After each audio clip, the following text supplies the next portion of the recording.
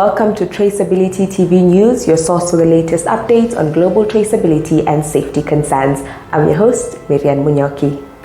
On to the headlines. Trump convicted of falsifying documents, sentencing in July. Iceland volcano erupts. Hong Kong court convicts 14 activists of subversion. Democratic Republic of Congo unveils new government. New legislation aims to simplify food traceability.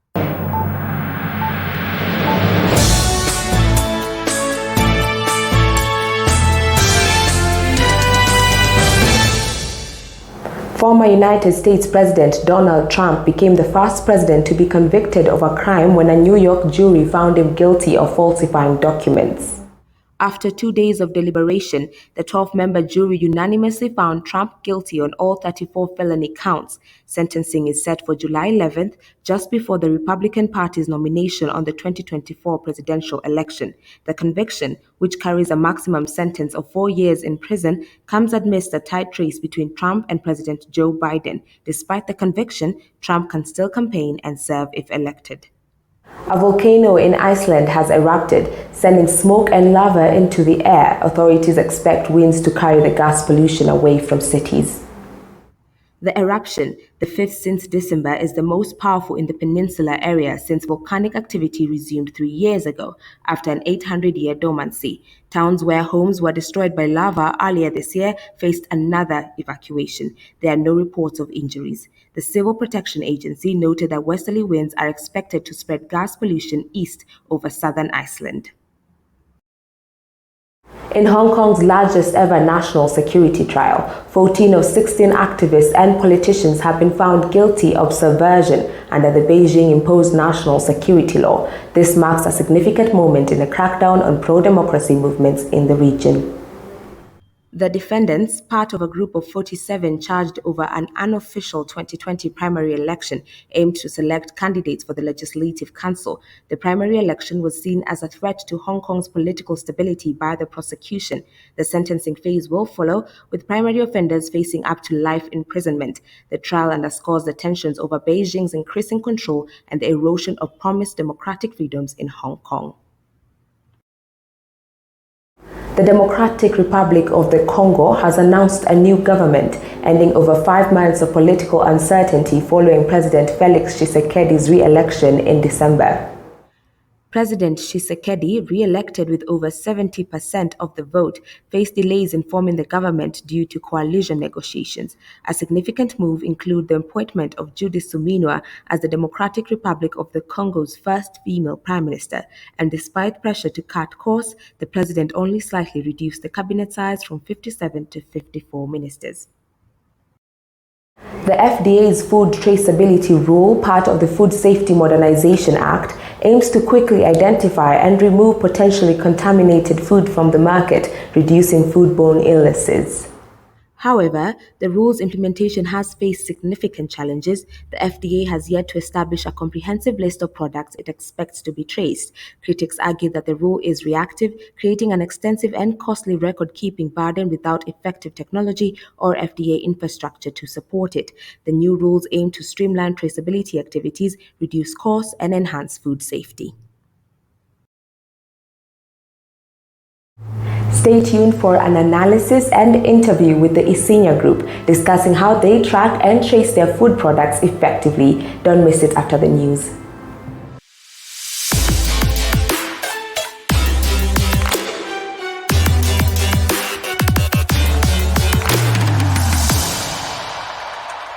Hello and welcome to Visibility Sports News. I'm Regan Gitau. Great Britain's Matthew Hudson-Smith smashed his own 400 meters European record, clocking 44.07 seconds at the Diamond League in Oslo. The 29-year-old surpassed his previous record of 44.26, set at last year's World Athletics Championships in Budapest. Hudson-Smith emphasized his focus on victory and preparation for the Olympics, stating, "Times are temporary, medals are forever." Kirani James came in second with 44.58 seconds.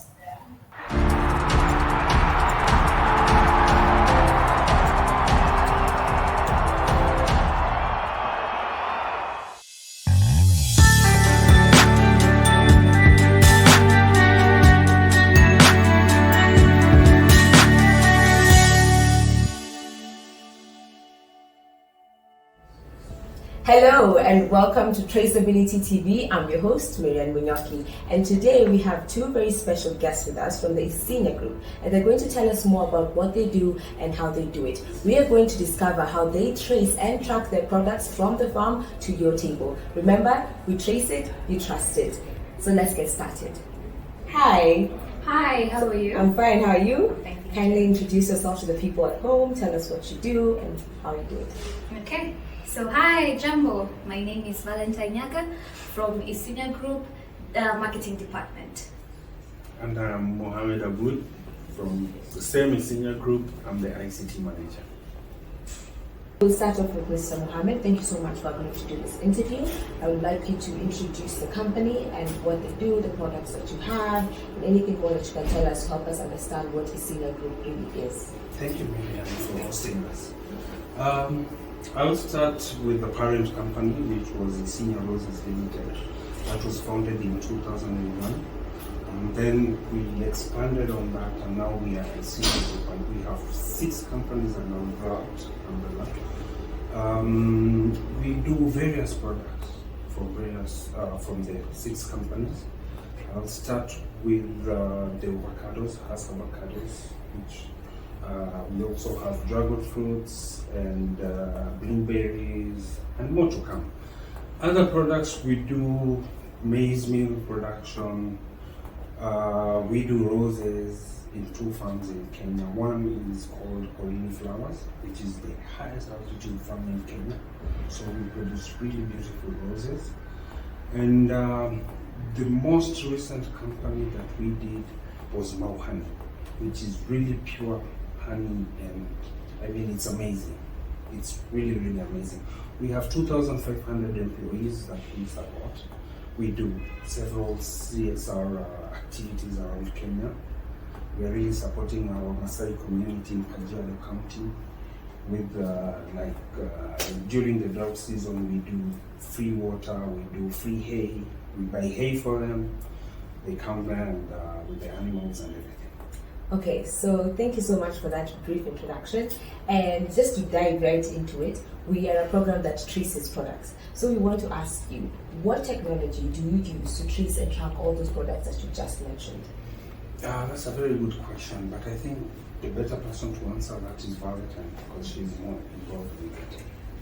Okay, so Miriam, we actually use barcodes and also QR codes to actually trace them.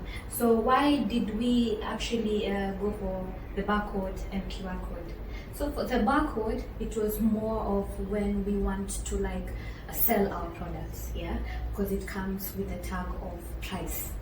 And then for the QR code is more of tells you the description of what our products are, where you can find us in terms of location, where we actually sell these products more.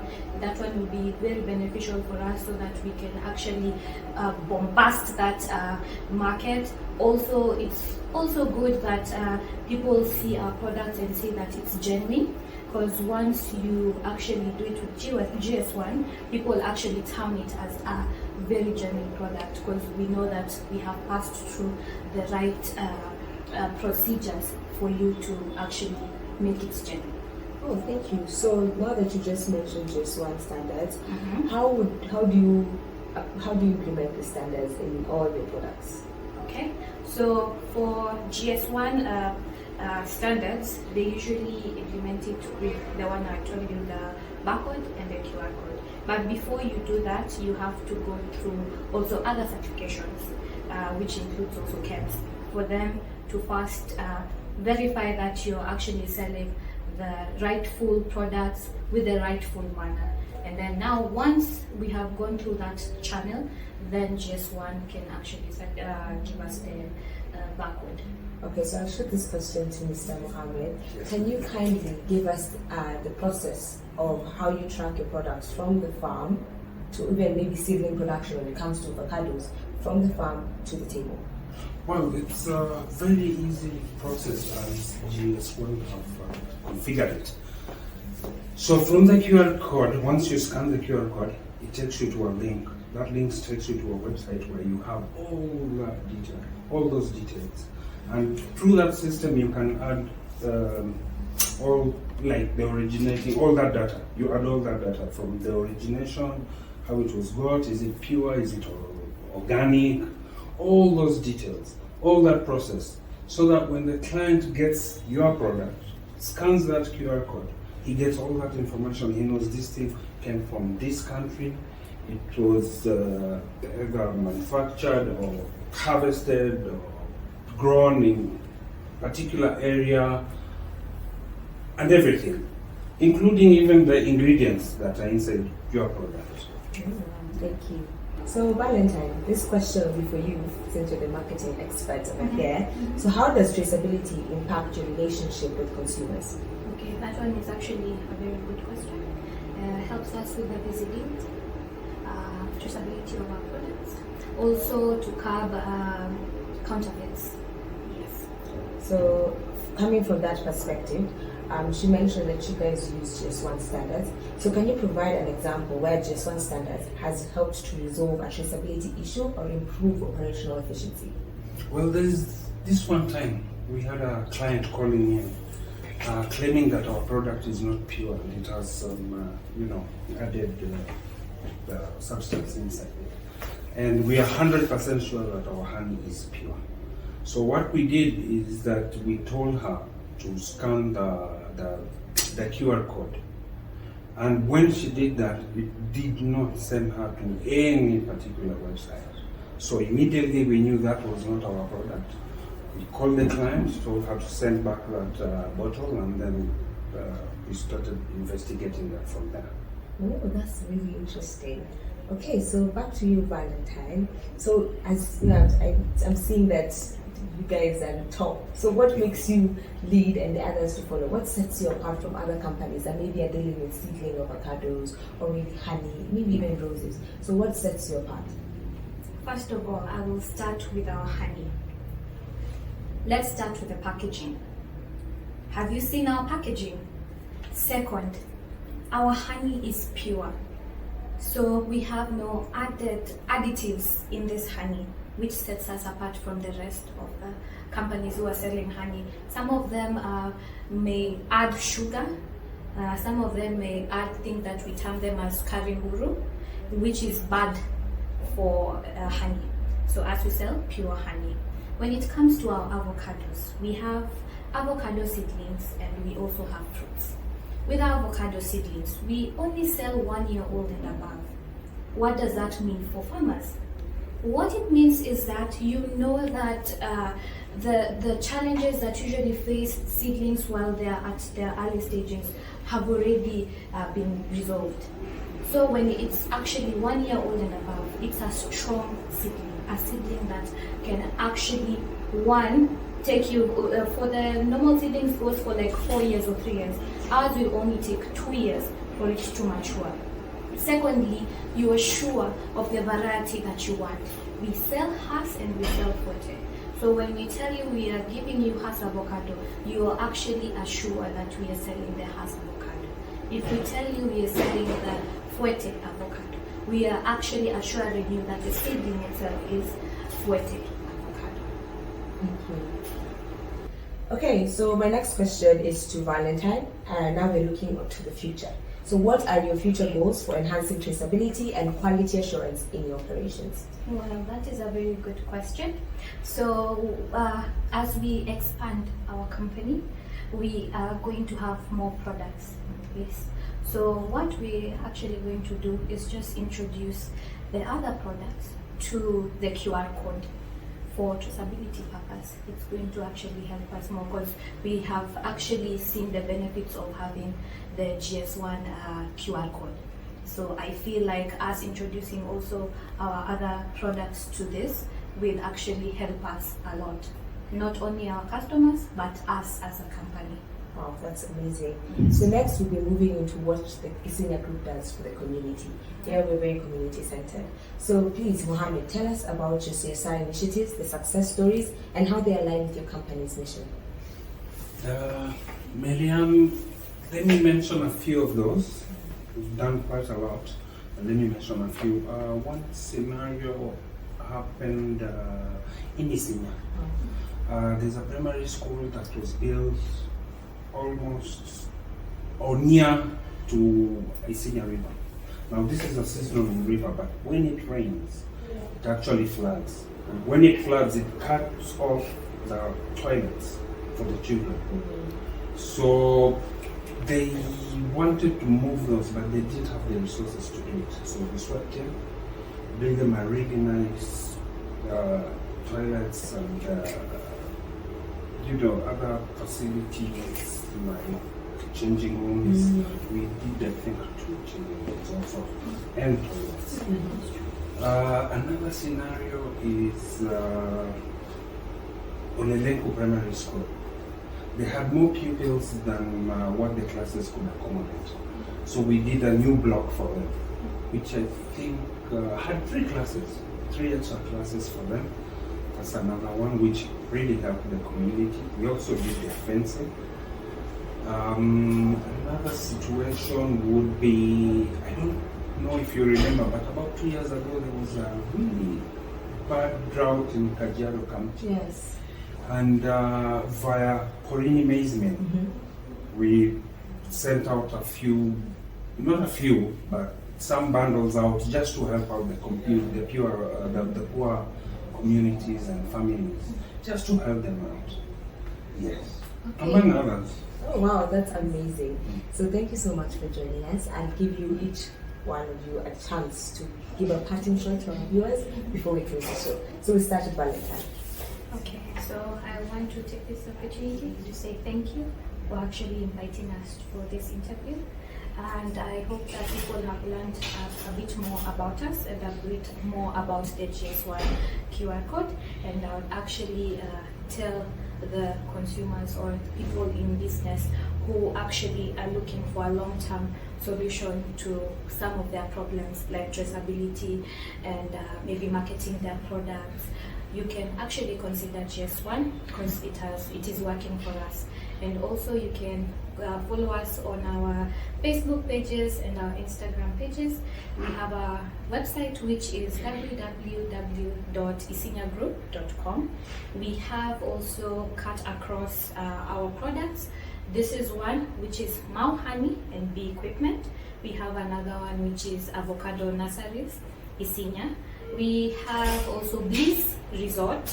We have also Unga, Porini Unga.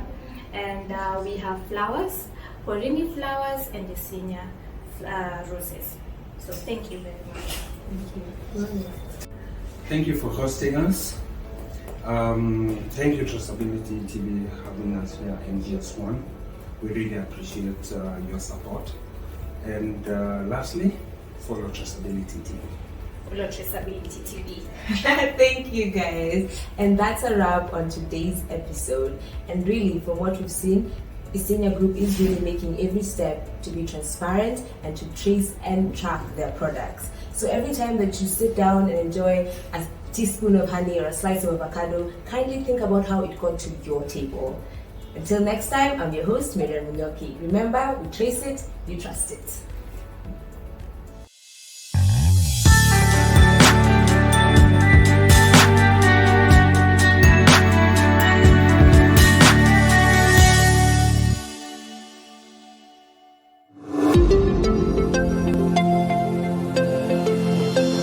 Traceability TV.